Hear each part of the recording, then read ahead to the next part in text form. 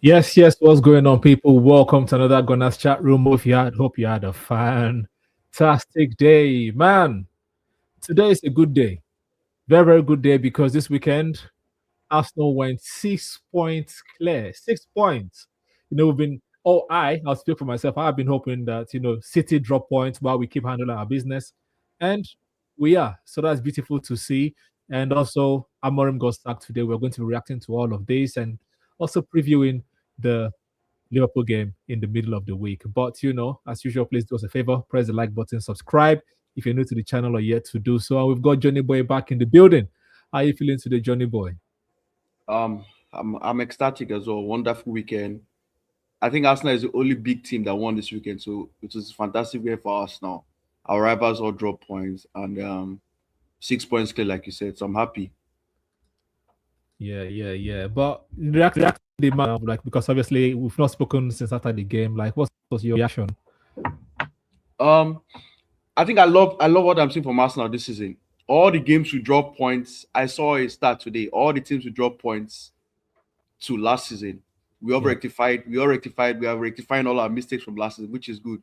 apart from Obviously, Liverpool. apart from Liverpool, yeah, Yeah, but it can still be rectified this week. So apart from Liverpool, for now, all the teams we draw points to last season, we've all gotten the W against them this season. So that's a wonderful step forward. It shows that the team has improved. So that's a good for the weekend. It was more like, you know what, let's just win, get the 3 points, and put the pressure back on our chasing pack. yeah, Aston Villa had won earlier in the day, so had closed the gap back again. So yes, our job was to win the game and then hopefully maybe City draw points, which they did. So yeah. Arsenal professional performance. Unfortunately for us, Gabriel, I don't know what he was thinking of, boy. He was a crazy howler, and in typical Gabriel fashion, he never took him down. He And went, he always makes up when he makes a mistake as yeah, well. he you could see the anger in his face. He was so disappointed in himself, and the players like encouraged him, yo, it's just early, let's go. And then Mhm. in typical Gabriel fashion, he equalized for Arsenal. And Yeah, from there, the first half, Bournemouth took the game to us. But the second half, the first 25 minutes were all them. And then Declan Rice, I think there was a rumor this week they were comparing him with Gerrard. And I think in his second goal celebration, he kind of did the Gerrard celebration whereby he went to kiss the camera. yeah, So he definitely was hearing the whole talk about him and Gerrard and everything. yeah. And I'm happy he's adding goals to his game. Hopefully he gets more goals because I think Mhm. that was the missing part of his game. But all in all, Bournemouth gave us a tough game, no doubt about it. But we Yeah, got away there with 3 points, which was important. So I'm happy. Though the yeah. only drawback for me was that Eze didn't get any minutes again. So that's a really concern for me. I think that's like 4 or 5 games now he has not played in the A Premier League for concern. Arsenal. Hmm. But Okay. apart from that, professional performance, 3 points, I will get out of there. Fair enough. Yeah, I already gave my reaction to the game. I was happy with the win. Professional performance, yes. But again, Bournemouth it's not an easy team to play against. Like, so I'm not surprised that they were able to like score 2 goals. We gave them one, but they were always going to continue pressing and pressing. But at the end of the day, our star power showed. Before the game, I think when we were doing our preview last week, I said that like Rice is injured. I'm going to rest Rice. Rice will never touch the pitch. But if just like many other people were saying, if Rice did not play, I don't think we would have won that game that Nah. yesterday. Maybe someone else would have stepped up. We don't know, but I mean, but Norgard is not making those runs, though. That's the thing. The Rice made. If Norgard was, yeah, I don't even think Merino makes that run because usually when Merino plays in the middle, he doesn't really go forward that tries to get much. into the box. Trying Yeah, to wait. Yeah, so it doesn't make that. That's true. So it was good that he played and he got 2 goals. Yeah, we need more shots from outside the box. That's why. yeah, we need that. Yes, you're right.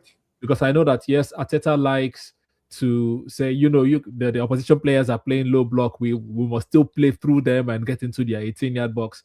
Like, yeah, that is nice. But once in a while, screamers help, man. Like, Catch them off screamers, guard. yes, catch them off guard. And that will also make them come out a bit more.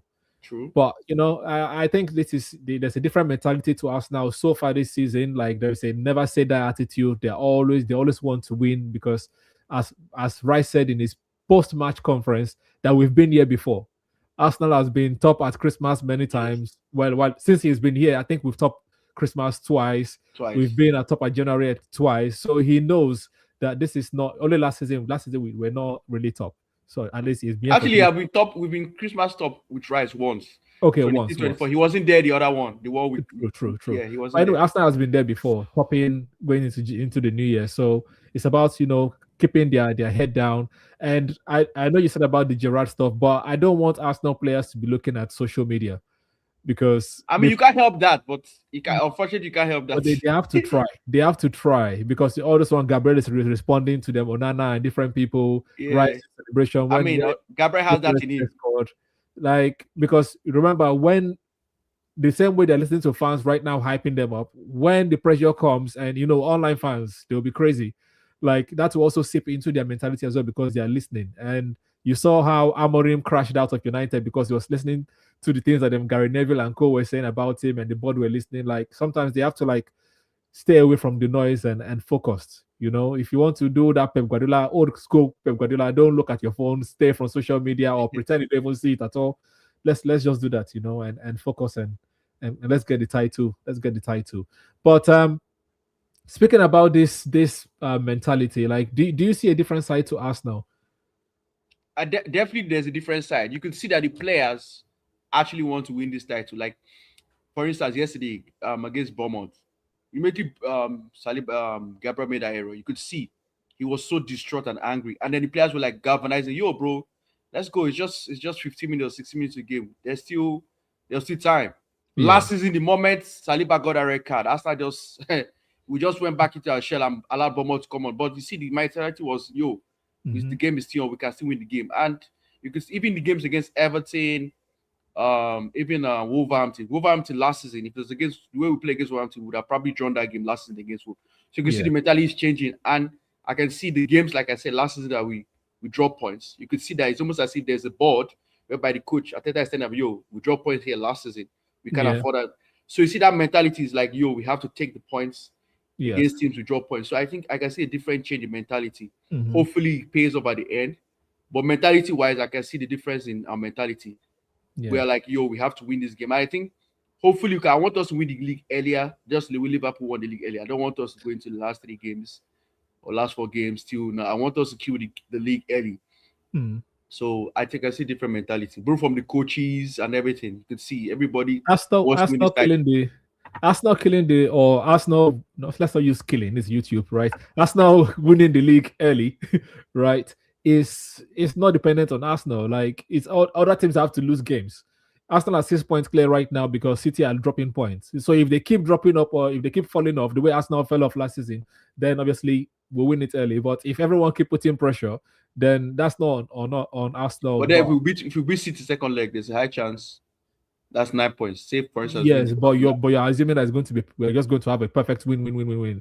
We know that Arsenal are still going to drop points. That's going to be so with City, so with Villa too. Yeah, everybody's going to drop points, but you only can control your own game. And you're talking about Eze being on the bench. I don't mind Eze staying on the bench. Like I don't think he needed to come on yesterday. Like what would he have come on to do?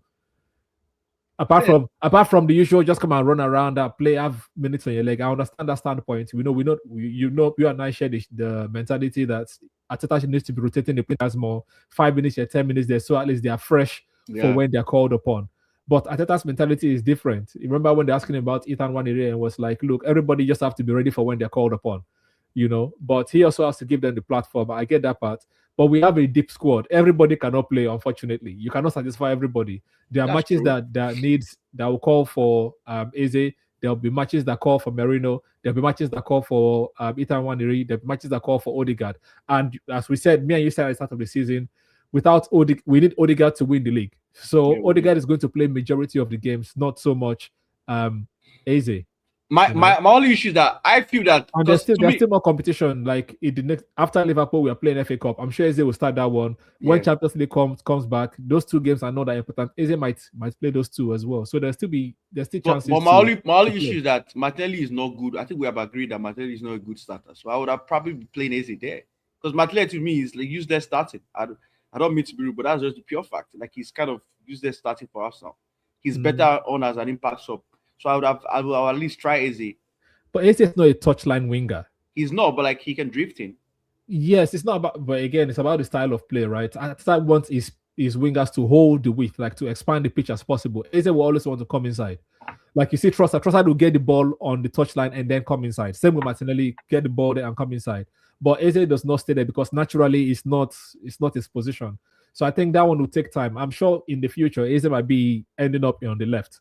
I will not be surprised because Odegaard is not going anywhere. Actually, no. Hopefully, And we when get and when Havertz we come get back, left winger, please. when Havertz come back, I know that Havertz is going to play in the middle He is going because to play in the middle. he's going to play in the middle. So Eze will probably be our left winger in the future. It will take him time to, but we will see. We will see.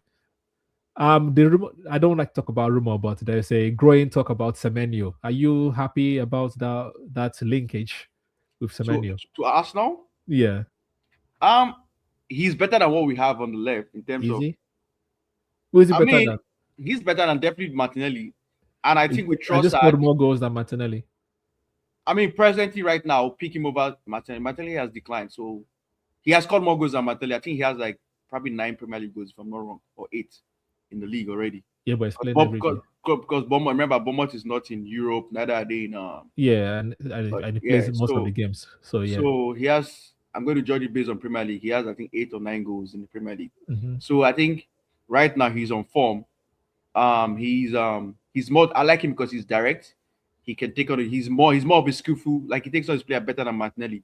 So I think he's better than Martinelli. Then with Trossard, I think I might say him and Trossard are probably the same similar level, but he's younger. I think he's more athletic than Trossard as well. So I think he's better than what we have on the left wing, slightly. So I think he's an upgrade on both of them.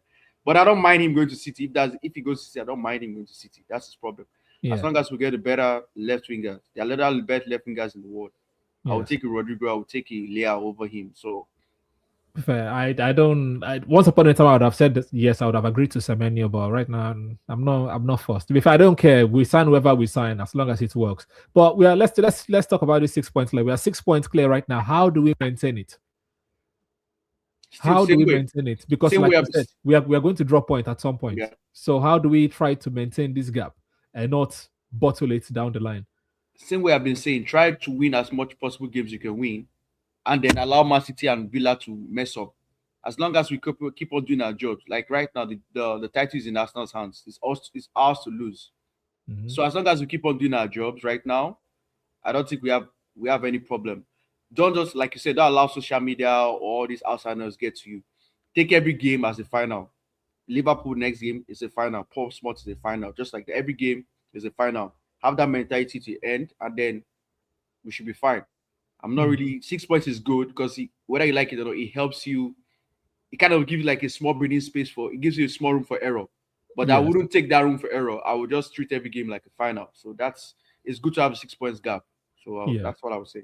Yeah. To me, it's not enough based because we're 8 points clear once upon a time and we did not win it. So I still think we need more points. City, please drop more points. Thank you very much. And that's why I'm not happy that they sacked Amorim, because they were going to play Manchester City in 2 games time, right? Their next game in the Premier League was against Man City.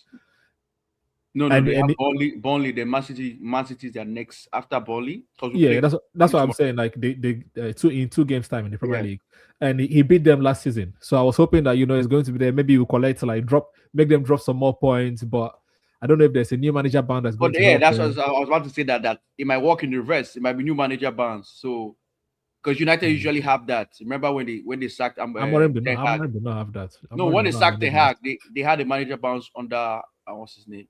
Van Nistelrooy. Van Nistelrooy, yes. Even when Oli came into, they had a manager bounce and they became the full-time manager. So hopefully they get their new manager bounce. Maybe definitely not against Arsenal, but like against City, yes. Yeah. But let's talk about our next game, Liverpool. Where will you take a draw against Liverpool? I wouldn't. We deserve to beat Liverpool. They've been a thorn in our flesh for a while. So I want to. But right now they're on form, though. We messed up in the first leg. To me, as far as we messed up in the first leg because I don't know. To me, Arteta didn't go there with the right mentality. He would have taken the win, but I don't think he went there with the right mentality. So I think it's an opportunity to right the wrong. Everybody seems to beat Liverpool right now. Everybody. People seem to collect points. I agree. I mean, Liverpool beat Chelsea beat them. Even United beat them. United Yeah, went Fulham to were unlucky as well, to be fair, the weekend. United in their poor form at that time. They went to Yeah. Liverpool at Anfield and beat them. Hmm. Man City walloped them. So based on that, I feel Arsenal should go into the game. I want my 3 points against Liverpool. So Fair enough. regard, I remember Man City plays before us as well too. So depending on I'm expecting them to beat Brighton. So I want Arsenal to beat Liverpool as well. So that also plays a role. Yeah, no, I also would not take a draw. It has to be 3 points or nothing at this stage of the season. While we are still kind of fresh, and we're having this winning momentum going. We need to go on like a 10 game unbeaten run or 11 games unbeaten run in the Premier League, to put fear in the hearts of people. And And righting the wrong from last season too, because last yeah, season we dropped points from anyway. So and we and the dropped start of again the first season. leg. Yeah, Yeah, so yeah, I'm sure the players will turn up. To be fair, I'm sure the players will turn up. I think for Arsenal to win, we have to win the midfield battle. yeah, we have to. Because Liverpool, if no matter what you say about them, they are always consistent. Like they have very good attackers. Like True, their wing play is good. Shabazla is back. Shabazla is also very press resistant. They have Gakpo. Gakpo can come up with a goal from nowhere, from true. outside the box, inside the box. Like it's far back facing the post. It can score from nowhere. So I think Arsenal's midfield need to be on point. Point. I don't know who Arsenal is going to start. Who is going I to mean, start? We know we know Bryce who is Odegaard that. is going to start, but who's going to be It's Zubimendi, Zubimendi? obviously. Zubimendi. Yeah, I don't see him changing formation. And I also say Arsenal should also attack Liverpool's defense is really porous. This is like very weak. Attack them. Mhm. Don't be scared of the defense. Defensively, they are Yeah, porous. this is my worry because Arsenal will still play our usual pass from left to right, and before we know they've organized themselves. Like because Yes. Arsenal does not really play counter attacking direct football, so it will give Liverpool defense time, them Konate to the chance to sit back, organize a bit more. So I think this is where I hope that we take more long range shots and Gyökeres needs Yeah. to step up. Gyökeres needs to he likes to fight. He has to fight Van Dijk and Konate. Because you know, Konate always likes to show his against Arsenal. He likes to do that. yeah, yeah. Are you starting Trossard or Martinelli? Because Martinelli seemed to have a good game usually against I'm sorry, I'm Liverpool. starting. I know That's that not even a question. Frimpong is going to overlap, so don't you need that person I'm behind? starting my Trossard. I'm sorry. I pre Martinelli to come on. I'm starting Trossard. I don't want to have PTSD. Martinelli gives me the creep when he starts. Like he gives me so much headache. I'm not ready to have so much headache. Like as I said yesterday, he started the campaign saying no against drugs. I don't want to be taking drugs. Working Martinelli. Sorry, I don't want. Martinelli gives me like no. He gives Mm, me so much problem. So I Trossard tracks back. He's a good threat as well. So he's skillful as well. People underrate Trossard, but Trossard is very skillful. yeah. And in terms of like assisting Gyökeres, Trossard is better with that. So I will start Trossard definitely. Okay, fair enough. So who's going to be what to be your predicted starting 11? Not your own starting 11 or your predicted starting I, 11. I think everybody has started against Bournemouth to start, barring the two wingers. So it's going to be Saka coming back in and Trossard coming back in. But every other person starts to me, except maybe Okay. Califari is fit. Maybe if Califari is fit, probably at the time might be tempted to bring him back. But if he's not fit, I think it's the same back line plus Saka coming back and then Trossard coming back. That's the lineup I see starting against Liverpool. I Yeah. guess that's why he rested those two wingers against Bournemouth as well. So I Mhm. see them coming back in. Yeah. To be fair, if Madueke had done his job or Martinelli have done their job, I don't think those guys would. No, Saka will come on, but I don't think Trossard would have come on. Or yeah, I think you clearly saw the difference between Madueke and Saka on Saturday. there's levels to this. There's levels to this. Yeah. But Final ball is very important in football. You can yes. do all the dribbling and this thing is. Remember Dama Traore, take all his Mhm. player, but his final ball is crap. Say Yeah. Maximan. That's what Madueke reminds me of. True. I think my starting 11 is going to be same as yours as well. Like same back four, same midfield of Odegaard, Zubimendi, Rice, and Saka, Trossard, Gyökeres. That's our strongest. Would you be tempted to bring in Jesus for Gyökeres in this one? I wouldn't. I will still maintain. I'll still maintain my Gyökeres up front. I still Mhm. think because Jesus is coming from a long-term injury, I wouldn't put so many minutes in his leg yet. I'll still give him time to build up minutes. He's Mhm. definitely going to start. We have the FA Cup game this weekend. So I see him starting that game. So I'll Yeah. still go for Gyökeres against Liverpool. And maybe after, hopefully, he scores. Maybe after 70 minutes, 75, he can bring in Jesus for the last 25 minutes to like hold up play and do what he does. Win free Fair kicks enough. and stuff like that. So Fair I'll still enough. go with Gyökeres. I echo your sentiment as well because we know Nigeria is playing now. We want to go and support our country as well against Mozambique. But before we go, what is your predicted scoreline for Arsenal versus Liverpool? 3-0 Arsenal. Wow, zero clean Yes. sheet. We've not had one in a long time, to be fair. I don't True. have your boldness. For me, it's going to be a professional 2-1. I think Liverpool are going to score. I But want yeah, us not to really put Liverpool to the sword. They are there for everybody like scores a bare minimum of 2 goals against Liverpool. So I see no reason that's true. Arsenal. Why Arsenal should do score 4 goals against them? But they are going to raise their level against Arsenal. True, but like Arsenal is home first of all, Mhm. and whether you like it or not, I feel Liverpool is going to come there. I don't think they're going to come there to really attack us now. I don't. I think they're going to give us now small respect tomorrow. I expect them to give us respect. Okay, I doubt it. They play the same way throughout against Fulham, against anybody. They play the same way. They're all philosophy managers. They are going to come attacking, attacking, attacking. And but yeah, 2-1. If it's 3-0, obviously I'll be happy as long as you get the 3 points. For me, it's three I points mean that matter right now to that's the end of true the though. That's season. that's true Yeah. though. So at the end of the day, but obviously for the sake of it, you guys let us know what you think in the comments below as well. What is your predicted score line? Who do you think would start? Who should be on the bench? Will you start Jesus over Gyökeres in Liverpool? Please let us know in the comments below. But until that game, I'm going to say stay safe, and hopefully Arsenal wins, and hopefully Nigeria move on to the quarterfinals of Yeah. the cup as well. What is your predicted scoreline for Nigeria game? 2-0 Nigeria. Mm. 3-0. I'm going 3-0. Osimhen needs to have a hat trick this one. But yeah, yeah, I'll that's how take we live. I'll take that. I'll take that. Thank you, Johnny Boy. As always, as Thank always. you. Yeah, we'll catch you next time, people. Have a good day. Up Peace. Gunners.